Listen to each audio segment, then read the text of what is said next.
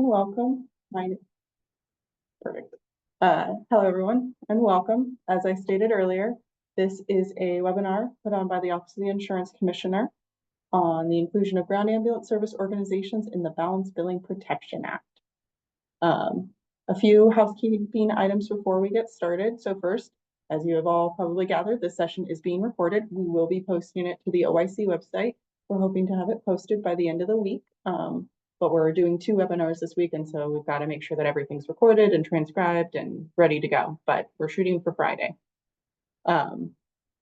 We will be having a 30-minute question and answer session at the end of these presentations. So if you have questions that come up, please feel free to drop them into that question and answers. We will be just going through them in order, but there will be 30 minutes for you to ask any questions as well. And then sort of the general background of this is the purpose of this is to cover the inclusion of ground ambulance services organizations, or we also refer to them as GASOs in the Balanced Billing Protection Act, which is also referred to as the BBPA. This will include some background information on the BBPA, the Federal No Surprises Act, why we're including ground ambulances now, that sort of thing. My name is Sydney Regala. I'm a health policy analyst here at the Office of the Insurance Commissioner, and I'm joined by my colleagues Jane Byers, Simon Casson, and Sharon Daniel. Now, before we get started, I did want to do a land acknowledgement. Thank you for meeting today with the Washington State Office of the Insurance Commissioner. We start today's meeting with a land acknowledgement. We are meeting virtually and in person from Olympia and Tumwater on the traditional territories of the Coast Salish people, specifically the Nisqually and Squaxin Island peoples. Olympia and the South Puget Sound region are covered by the Treaty of Medicine Creek, signed under duress by the Coast Salish people in 1854. The OIC and Washington State employees respect these lands and tribal sovereignty. We acknowledge the tribal governments and the Coast Salish people living on and taking care of these lands. Great. Next slide. All right. So just quick little background information. And this webinar is geared specifically towards health carriers. We do have a consumer one that will be offered tomorrow if there are any consumers that are wanting that information as well. But balance billing is when an out-of-network provider bills a patient for the difference between what the health plan agrees to pay and the full amount charged for the services provided. So an example of this that's particularly relevant is Ground Ambulance Service Organization provides an ALS-1 emergency transport from the scene of a car accident to the nearest hospital. Now, in this fictional scenario, the entire bill is $1,000. $200 of that would be paid by insurance, and then there would be $300 of normal cost sharing for the consumers. That leaves a remainder of $500 that could be a potential balance bill for that consumer who had that emergency event that required that transport. Now, this matters because Fair Health Prices Washington conducted a survey this past June, which showed that 31% of residents surveyed lived in a household with medical debt. And if you look at the previous slide, you can see how that could happen, because in this situation, a consumer could end up paying up to $800. So the survey also found that 63% of residents surveyed could not or would struggle with an unexpected medical bill of $500 or more. And in the 2023 report that the OIC did to the legislature on ground ambulance balance billing, we found that the average emergency ground ambulance transport is $500. This is in addition to the normal cost sharing that goes along with receiving this sort of medical care. So in the scenario we gave you, a consumer could face a bill of up to $800, which over half of residents would struggle to pay. The study I just mentioned is also available on our website. I will show where that is at the end of the presentation. We'll be going over some links with the updates that we've made to the OIC website on this, but this is part of why balance billing matters and why we are looking into this now. And now I'm going to turn it over to Jane to talk a little bit about the background of all of this. And Jane, you can just let me know when you need next slides. Thanks. So we have now, it's starting to seem like a long history of the evolution of balance billing protections in Washington State. Some of you were around back in 2019 when the legislature passed the BBPA, which went into effect in January of 2020. And then Congress passed the Federal No Surprises Act in I think it was more like 2020, which was effective January 1, 2022, that drove legislation that resulted in House Bill 1688 in 2022 that aligned the BBPA and the No Surprises Act. But folks ought to remember the two significant things about that bill were, number one, a decision to be more protective of consumers than the No Surprises Act, so that consumers could never be asked to waive their balance billing protections. And secondly, the bill expanded the concept of emergency services to include behavioral health crisis services. And then most recently, effective this coming January, last session, the legislature passed Senate Bill 5986, and that is the bill that adds balance billing prohibitions for ground ambulance services and also establishes a rate formula for out-of-network ground ambulance transports. And in addition, in line with our expansion of emergency services to include behavioral health crisis services, would require that carriers cover transports to behavioral health crisis facilities. Next slide. So let's talk a little bit about what plans the BBPA applies to. Of course, the fully insured health plans that we regulate at OIC, it's about 1.3 million lives. And then the PEB and SEB plans, which is about another 600,000 folks. And finally, self-funded health plans that choose to opt in to the Balance Billing Protection Act. There are currently about 450 plans that have opted in. Those plans cumulatively cover about 500,000 lives. And most notably, because of the extension of the Balance Billing Protection Act to ground ambulance services, we, and Sydney will talk a little bit more about this, we're at a point now where we need self-funded group health plans to sort of re-up their attestation so that they're able to attest to also being able to provide ground ambulance balance billing protections to their employees. And Sydney will talk more about that later in the presentation. And I think now I'm going to hand it over to Sharon Daniel to talk about the consumer protection. Hello. In addition to balance billing prohibitions, there are some other protections. One of them being that the cost share is the same as if it was provided by an in-network provider. So there should be no difference between in-network and out-of-network. Those cost shares are also applied to the deductible as well as the out-of-pocket maximum. And if by chance a consumer does happen to overpay a provider, the provider does have to refund the consumer with interest. So that can be quite a bit of money. Next slide. Consumers cannot be asked to waive their balance billing protections. Any type of financial waivers are prohibited.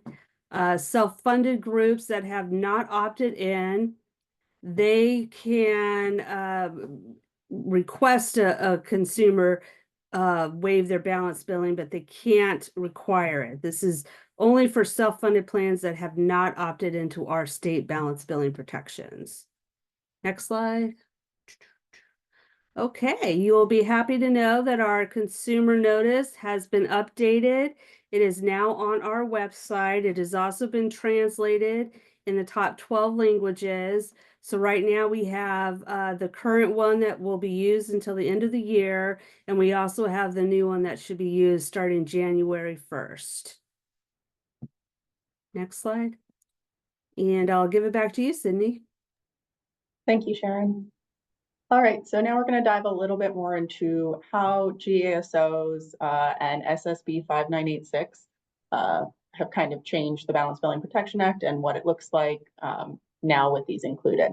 So first off, Ground Ambulance Service Organizations, or GASOs, means a public or private organization licensed by the Department of Health under Chapter 1873 RCW to provide ground ambulance services. For purposes of this chapter, ground ambulance service organizations are not considered providers. And that was an important distinction that we wanted to make sure everyone was aware of. So what this looks like is SSB 5986 requires that covered emergency and non-emergency services are subject to the balance billing prohibition. And all BBPA consumer protections do apply. And most notably, one of the parts that we were very proud of is the coverage of transports to behavioral health crisis centers as alternatives to hospital emergency rooms. And that was specifically to address the issues with emergency rooms and making sure that people are getting the right care where they need the care. And as I'm sure many of you know, if you're having a mental health crisis, an emergency room is not necessarily the best place for you to be going. So the other big part of SSB 5986 was that we set a GASO non-participating payment formula. So this is the overview, and this begins January 1, 2025. So first, and the formula does expire December 31, 2027 currently, if the legislature does not decide to extend it or change it anyway. But as the rate formula currently exists, it's first the locally set rate, which many of you have probably been waiting eagerly for, and we will go over the locally set rate survey submission process and updates on that in a little bit as well. But that's the first part. And then the second one is where no local rate exists. It's the lesser of 325% of Medicare or ground ambulance billed charges. So that's the formula. So locally set rate, and if no rate exists, the lesser of 325% of Medicare or ground ambulance billed charges. And this is different than the rest of the providers who are subject to the BBPA and we specifically did this because we heard that an arbitration process would not be the most beneficial for ground ambulance service organizations who, vary greatly in size and might not have the resources to go through the full arbitration process. So that's why we have this rate in statute. So a little bit more information on the locally set rate. We're going to kind of do a little bit more of a dive into this. So a locally set rate is either a rate established by a local government with a public ground ambulance service organization, or if it's provided by a private ground ambulance organization, we call that a contracted rate. But those locally set rates are established in a previous agreement, and we heard from a lot of the ground ambulance advisory group that we worked with that this is a pretty common practice. And so the first due date for those locally set rates just passed. It was October 16th. And we had over 200 people submit. Simon, my colleague, will go over that in a little bit more detail, but it was really great to see the number of people who did that. And we'll also be going over how it looks a little bit now that we have this information, since our state was one of the first states that really set out to collect all of these rates as a mandatory reporting.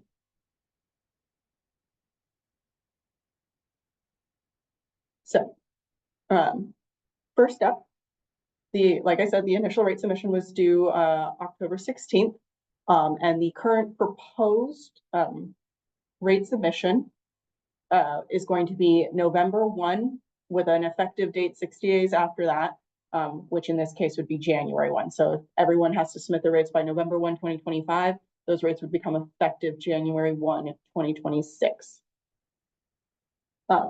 And the reason I say that this is proposed is because we are currently in our rulemaking process to establish these rates or to establish this process and make sure that it's going forward.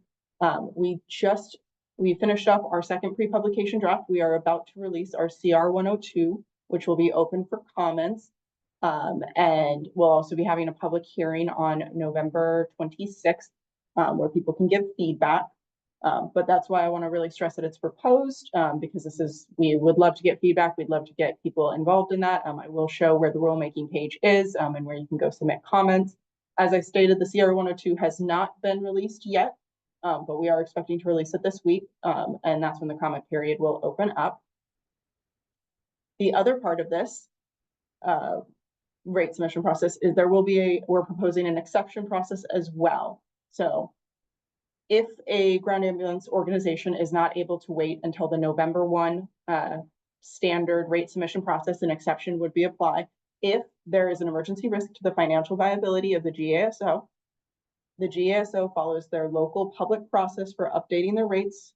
The new rate would not be effective until at least 60 days following its approval, and the rate must be submitted to the OIC at least 30 days prior to the effective date. So all of that plays a part in it. And again, this is a proposed rate exception process. The rulemaking or the CR 102 comment period will open shortly, and that would be the best place to give us some input and what you think about that. So the other part of this, because it's a twofold rate submission process, is that the OIC will be maintaining a publicly accessible database for these rates. That's what Simon will be going over a little bit more. We've also set up a WebGov delivery alert system so we can send out alerts every time the rates get updated. I will show you the link for that. I will show you where you can sign up for that. That will be your best way to know what the OIC is doing, what the rates, when the rates are being updated. We expect most people will stick around the November 1 date, but since there is an exception process where people could submit in the middle of the year, we heard from health carriers that it was really important that they be notified as quickly as possible or have a system that would allow them to be notified. So that's what we wanted to make sure that we also did. And now I'm going to turn it over to Simon. So first, let me Great. stop sharing. Thank you, Sydney. Let me share my screen. Okay, hopefully you're seeing the correct screen. Fantastic. Okay, well, thanks everyone. My name is Simon Casson. I'm just going to be walking through what this locally set rate public data set will look like. So as Sydney mentioned, we have received over 200 local rate submissions, and we are currently working on compiling, and we'll be posting those publicly as soon as we can. The public data set will be available on the Washington State Open Data Portal. So this is accessible at data.wa.gov. And then we will also post this link on our website. And then as Sydney mentioned, we will be alerting folks about this via GovDelivery too. So this is where this data will live. And so this is kind of the landing page for the data set. We have some metadata, some information about the rates, and then you can scroll down, get some additional information, notably information on the columns and some descriptions to more fully describe what the columns are showing. And then there's an API field name, and then there's the data type associated with each of these columns. So this is the about the data page, kind of the landing page, and then you can toggle over to the data tab just to kind of get a visual of what the data looks like. So you can see here we have the recorded date, so when the GISO submitted the rate information to the OIC, the GISO name, and I do want to clarify right now, this is all just example data. These are not real local governmental entities. This is just example information until we have the official data posted.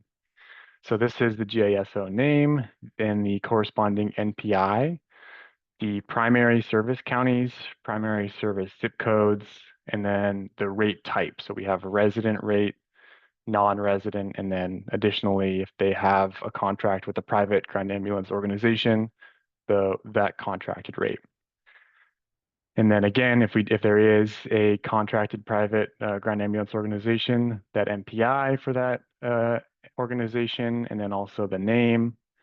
And then we move on to these columns, which capture the actual rate information. So here it's just at the transport code level. And you'll see that not every GISO provides certain services. So you will see blank columns for certain transport codes. And then also there's a mileage code.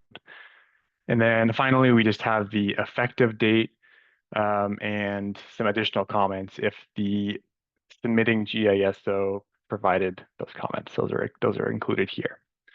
So this is just where you can kind of visually see what the data looks like. But if you actually want to be able to download and use, there's some actions you can do. You can click the export button here, and you can download the file if you'd like to do that. And CSV or Excel format or some other formats available to you. But also you can access it via API. So there's the API endpoint provided here, and you can choose your format, JSON, I think CSV as well. Yep. So, and then if for any additional documentation about the API connection, you can view this API documentation link here. So those are ways to access the data. And we will just want to also note that in subsequent years, we will be appending new rate information to this data set. So going to be adding it to this existing data set. So just please be sure to filter for the most recent effective date, which is column here, when choosing the applicable rates. And so this is, again, we're going to be updating this as soon as we can, so it should be available shortly. And with that, I will turn it back over to Sydney. Stop sharing my screen. Actually, Simon, just to jump in. So one of the things that we were conscious about, and Simon's talking about, clicking, ensuring the effective date, is given the fact that we know providers have several months, if not up to a year, to submit a claim to the carriers, we know that we sort of need to keep the prior year's data available to the carriers, so that if in April you get a claim submitted that was for services that were provided the previous November, you've got whatever the applicable rate is for that period of time. Back to you, Sydney.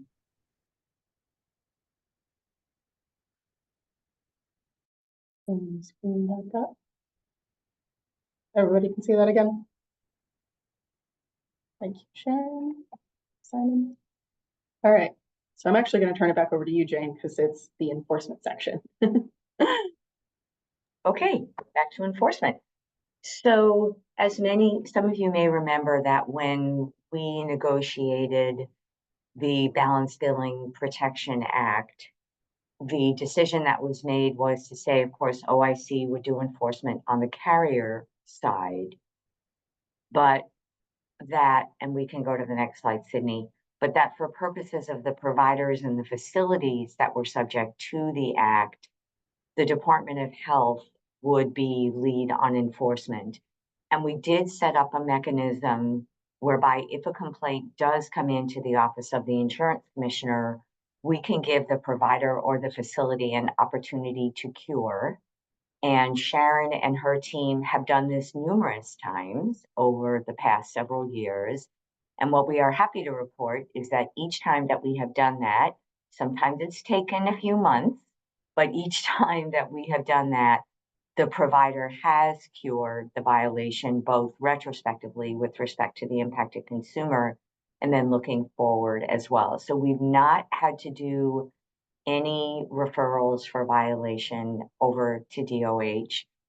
For the provider, individual providers, the enforcement would come via the Uniform Disciplinary Act. And then for the facilities, each separate licensing chapter for each type of facility and ground ambulance service organization includes language that gives the DOH or whatever the governing entity is the authority to enforce. And I think that's it on enforcement. It is. So just quickly going over some next steps that are involved with the implementation of SSB 5986. As I mentioned, we are currently working on completing the rulemaking for this. We are about to release our CR 102. Excuse me. And as I stated, I will show where that is, where you'll be able to go to submit comments, that sort of thing. We are also working to update the OIC website, specifically related to ground ambulance services and surprise billing, to make sure that all of the information we covered today is available as well. We've also moved our ground ambulance advisory group webpage to a work group page. I'll show where that is as well. And that is just kind of the history of this bill, the ground ambulance advisory group that was formed, how we worked on it, the ideas we came up with, and how it all resulted in SSB 5986. We're going to, as I mentioned, we are doing the health carriers webinar today. We've already completed the ground ambulance service organization webinar, and that was posted about a month ago. And tomorrow we will be doing a webinar geared towards consumers. All three of these webinars will be posted to the OIC website. And then, of course, the big thing that we're currently working on is trying to launch the publicly accessible database. We just closed the submission period. And so Simon and I are working to get that information up and running and get it out to you as quickly as we're able. These are just some general resources, a link to the rule, a link to SSB 5986 itself, as well as links to the CMS No Surprises Act, or NSA, and our Ground Ambulance Advisory Work Group. And then this last page is just the resources. If you have questions about this, policy@oic.wa.gov is the best place to email. And that's where we can go for that. And then I'm going to pull up the web pages, and I will be dropping these links in the chat. There we go.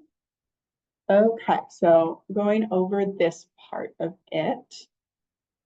So the first page that we've got here is our sort of general surprise billing, balance billing website page. It's the best place to go to find resources. That link is in the chat now. Now, if you're looking for specific information related to ground ambulance services, that would be here. This top part includes the report that I mentioned that we submitted to the 2023 legislature. It also links to the Ground Ambulance Advisory Group page. And then if you scroll down, here is the rate submission survey information. So first, if you needed to submit your rate, you would click here to sign up about GASO related news. That's a WebGov delivery right here. This is the webinar that we recorded for GASOs and the webinar presentation slides that we put on as well. The difference between signing up for GASO related news is this is more geared towards ground ambulance service organizations. So this is where we're going to send reminders, like when we get close to the November 1 reporting deadline, like, hey, please remember to submit your rates if you've updated them. And this link down here, which says sign up for public rate updates, that is more geared towards health carriers and consumers and other interested parties who want to know when the rates have been submitted. So that's kind of the difference between those things. And then you can also find the consumer notice information here. So the updated consumer notice. This next, sorry, I forgot to put that link in the chat. So that link is in the chat. So the next one is our rulemaking page for the implementation of SSB 5986. That link is in the chat now as well. So this doesn't currently have our CR 102 information because we have not officially published our CR 102. We plan to hopefully have that out this week. But once that is available, Tracy, can you check? I see that people aren't seeing links in the chat right now. It says that everybody can. All right, we're gonna try this again. Oh, you, I got it. All right, one. yeah. It says that they can. Hoping everyone can see that now. All right, so back to rulemaking. This is the rulemaking page. The information will appear here. There will be a link to submit comments. There will be a link to register for the public hearing, which will be happening on November 6th.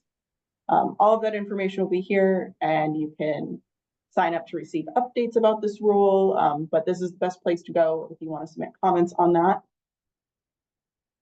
The next page is the self-funded group health plans.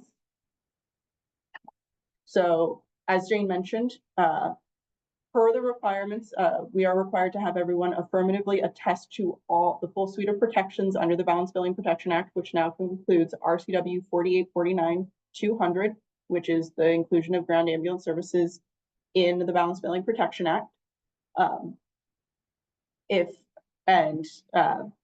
So we sort of are requiring all of the self-funded group health plans to sort of reaffirm their commitment to this. The big part of this that's very important is that we need those responses by December 31st. If we do not have them by December 31st, when the new law goes into effect on January 1, 2025, we will have to begin disenrolling people who have not affirmatively attested to this. So this is where you can go. It's all ready to go. You can just reattest to it. We'll be sending out a notification shortly about needing to reattest, but this is where you would need to go if you want to complete that. We strongly recommend that you let everyone know that they need to do that. Because even though we are going to send out that announcement as far and wide as possible, letting people know is really the best option. And then I also wanted to make sure everyone saw where the updated consumer notices are. So if you go to the protections for surprise medical billing and you go to health insurer responsibilities and scroll all the way down, you will see that we have our updated consumer notice. So that is the most current one in English. And as Sharon mentioned, we have it translated into the top 12 languages. So if you click here, what consumers need to know about surprise billing webpage, and scroll all the way down, you will see that we have the top 10 languages going through December 31st, 2024.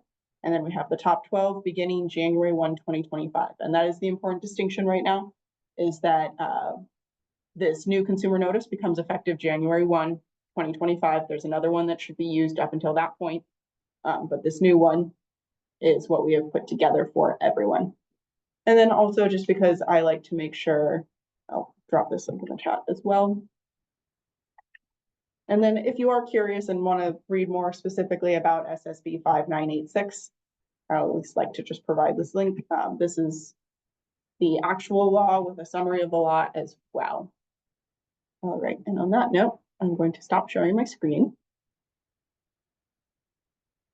Looks like the chat got cleared up nicely. So it is 2:34. So we're a little behind, but pretty close to on schedule. So I see we've already got, oh, Jane already answered one question. Okay, what is the cadence of updated rates annually? So that is kind of open-ended, because what we heard from ground ambulance providers is that they update their rates kind of at what their local jurisdiction determines. So some people update their rates annually, some need to update, some don't update them annually. We are not requiring them to update them annually, because we were not trying to change the existing statutes, ordinances, municipal codes that might dictate the rate, the way the rates are set in each local jurisdiction. But we will be sending out a notification annually on the OIC, just reminding people that if they did update their rates that year, they need to submit them to the OIC, so that way we can track them. Hopefully that answers that question for Eileen Rumsky. And then let's see, next one. When a GASO submits a rate, will the database be updated in real time? Simon, do you want to take that one? Sure. Yeah, so the database will not be updated in real time. We do review the submissions and try to get them added to the public data set shortly after the submission due date. And that is why we included the sign up for the public rate updates, is when Simon gets an email essentially letting him know that someone has submitted a rate, he makes sure that it's cleaned up and ready to go. Once that happens, he will let me know, and we will send out a WebGov delivery saying, hey, rates have been updated. Check it out. All right. Next question. I'm not sure if it was already relayed, but can members of general public have access to the rates set by ground ambulance orgs with the government authority? If you're asking if you can access the database, yes, you would be able to see all of that information. It's a publicly accessible database. It doesn't matter who, like, we set it up so anyone can see it. You just have to go to data.wa.gov. That link will be on our website once we've got the rate database up and running. It will be included in that initial email, letting people know that the database is up and running. But yeah, you don't need any special government affiliations or private organization affiliations. You can just be a curious citizen.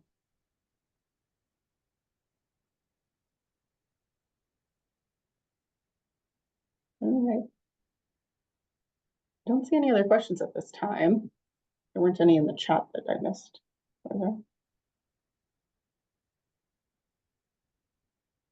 We don't see anything in the chat right now. Oops. There's one All more. right.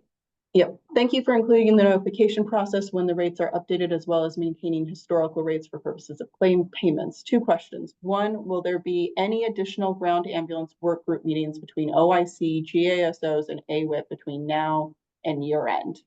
And 2, has there been any more internal discussion at OIC given the concerns raised by carriers about auto adjudication? So I'll take the one about auto adjudication.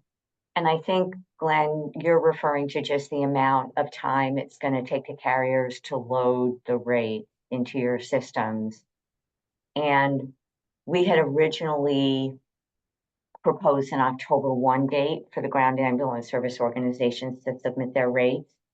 And what we learned is that a fair number of ground ambulance services, fire districts, et cetera, get an inflation rate update in like September or October, and then do their rate review for the upcoming year in October. And so we are really trying, we don't want to ask a fire district to completely change the way, or a county council or a city council to completely change the way they do their rate setting for ground ambulance services. And so we pushed out to November 1 to accommodate that. And we understand, you know, I think the biggest issue is just going to be that big burst loading of the initial set of rates. Because when we did look at rates previously, as Sydney indicated, there were some local jurisdictions that hadn't updated their rates for like 4 years. So we don't think there's going to be a massive rush of new rates filed every single year. If a local governmental entity has not changed their rates with us, then they won't need to file updated rates. So that's the thinking on that. And in terms of additional ground ambulance work group meetings, at this point, we don't have any scheduled, but if folks feel that it might be a good idea to get everybody together once the final rules are in place, let us know, and we can certainly take that into consideration. Glenn sent a follow-up on question 2. Question 2 was aimed at multiple rates for the same CPT code. I believe AWIP sent a letter noting that multiple carriers would not be able to auto adjudicate multiple rates for the same NPI.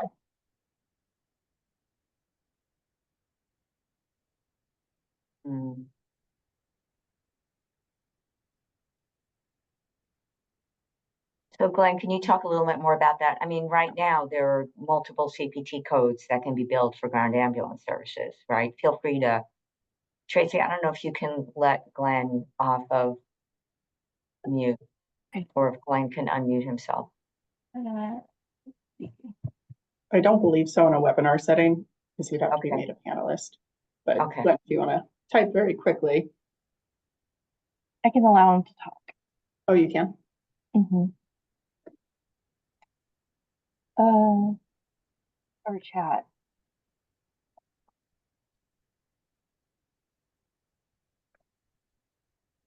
Oh, there's Glenn. Okay. Can you hear me? Oh. Okay. So again, yeah, thank you for the time today. And sorry, I'm gonna get off of speakerphone here. Okay. The concerns that I think the carriers raised was that the way the claim systems work, they can't have multiple rates for the same CPT code. So for example, some of the GASOs voiced that they had both resident and non-resident rates. And, you know, I didn't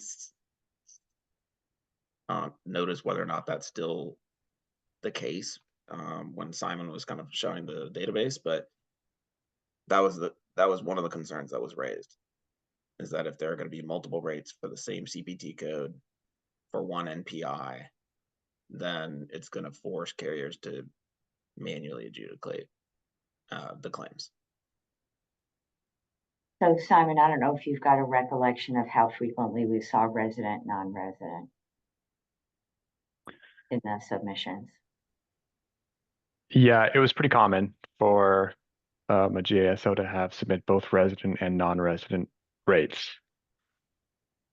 So Glenn, how does that happen now when you're paid? Are you not auto adjudicating or are you just paying billed charges or how's that happening now? Well, for in-network providers, we Mhm. don't have a differentiating rate for Right, and providers, as far as I'm aware. right, and remember that the rate that we're talking about here is for out-of-network providers. Correct. Right, so if a Mhm. provider billed us for an out-of-network ambulance charge, we would pay them based on the usual and customary rate for a service. And, you know, as far as I'm aware, we wouldn't necessarily look at whether or not there was a resident or non-resident rate. Because Mhm.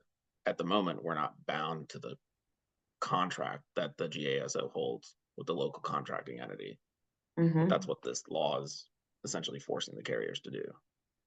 So So that's consumers bringing don't in get that new bounced. component. Yeah. Yeah.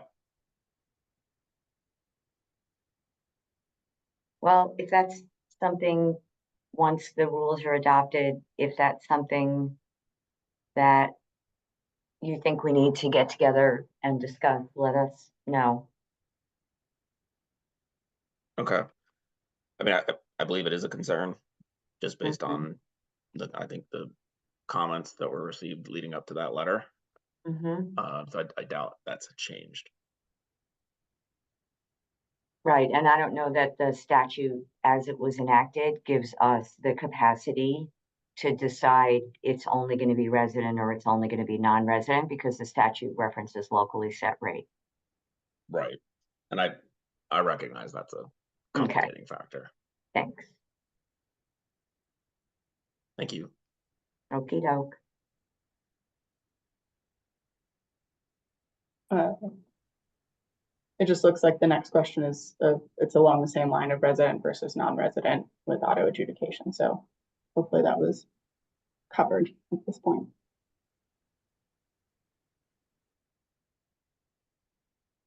All right. I'm not seeing any other questions at this time, but we'll definitely give everyone a little bit longer to submit questions, even if they're just general information gathering questions of where you can find these resources. As I stated, the OIC website is kind of the best place to go. We strongly, strongly recommend that you sign up for all of our WebGov deliveries and listservs that we have put together to cover all of that information.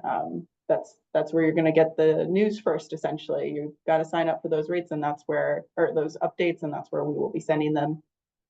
You can sign up for the public rates one, you can sign up for the GASO one, you can sign up for our general balance billing one. However, please bear in mind that if you are looking for specifically just rate update information, that the public rate updates, WebGov delivery and listserv, that is where you want to sign up. That is where we will send that information going forward. It's the best place to go. And it will give you the most access. And if you have questions, you can always reach out to the Office of the Insurance Commissioner. That policy@oic.wa.gov email is the best place to get a hold of everyone.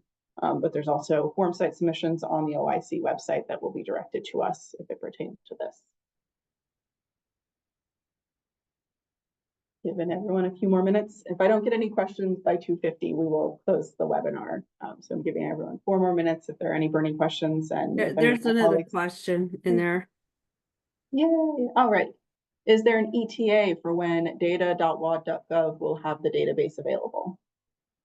So we are still cleaning up the data. As Simon mentioned, we had over 200 submissions. We hope to have it up by the end of this week, but we are not promising that because we need to make sure that all of the rate information is correct and good to go, but that is when we are hoping for. But we will send out a notification via that public updates listserv once it is up, and it will include a link directly to the data.wa.gov website.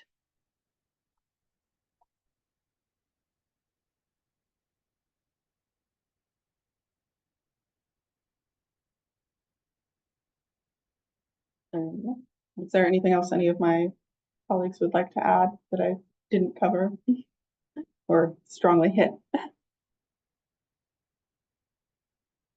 Okay, I'll keep watching the Q&A, but I don't see any other questions. We'll give it, like I said, until 2:50, so 3 more minutes. Take this opportunity to plug for the self-funded group health plan attestation form again. If you help administer that or communicate with people in those groups, please let them know about this. We would really, really like to see our numbers hold at about 450 plans that have opted in. You know, we obviously are supportive of the BPPA and want to see health plans opt in. So please tell people that they need to do that. December 31 is the deadline to redo that. It should only take about 5 minutes to do it, but please, please, please do it. It would be really good to do it. So that way your employees and consumers maintain the protections that are afforded in the BPPA. And the form is very, if not identical, it's very, very similar to the attestation form that we've had. It's online, it is very quick. And I do recall that when we first implemented self-funded group health plan opt-in, that some of the carriers were really active in sharing that information with the self-funded groups whose plans they administer. And Sydney and I will also be doing a webinar for the Purchasers Affinity group at the Washington Health Alliance next month. Yes. So we'll be sharing the information with them as well. Yep. And the form is identical. The only difference is the inclusion of RCW 4849-200 at the end. Because that's the big thing that we need everyone to be aware of, that it now includes ground ambulance service organizations. Okay. Any other questions?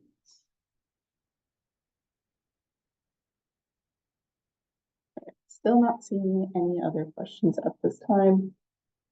We've got 1 more minute to submit any burning questions that you have. All of the links are in the chat. I strongly recommend you take a quick look around if you haven't seen, if you haven't been on the OIC website, if you're not familiar with any of the things I covered, whether it's rulemaking, self-funded group health plan attestation, the consumer notice. Particularly make sure that you note that consumer notice. We know that the carriers were very interested in getting those out, and the translated version, so those are out and available. So I strongly recommend bookmarking that page at the very least, but looking at all the other work that's been done, and you can check out the advisory group report, all of that stuff. So it is now 2:50. Gonna say going once, going twice for any remaining questions. Hopefully someone is not typing furiously as I'm about to end this, but I don't see anything. So, all right. So just to wrap up, this presentation or this webinar, the recording of it will be available on the OIC website. We are targeting for the end of the week. The slides that we used will also be available. And as you saw, there are quite a few hyperlinks in there. But as always, the OIC website is the best place to go. And if you have any questions, policy@oic.wa.gov is the best place to send those questions. And on that note, thank you so much for everyone who was able to attend today. And we hope you have a lovely rest of your day. Thank you. Much.